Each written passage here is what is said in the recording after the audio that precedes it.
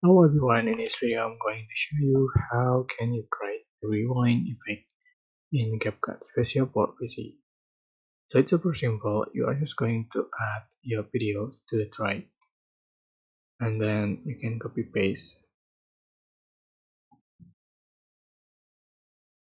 right? So for the second clip you are just going to select reverse, just reversing clip, and then you can go to speed at right, and you can make it faster.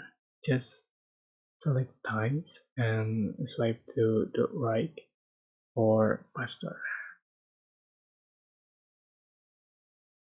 You can see for the result.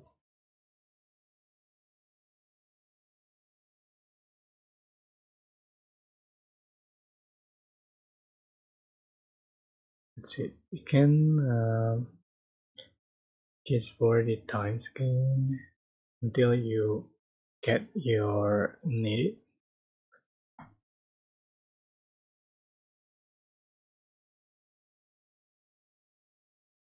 That's it.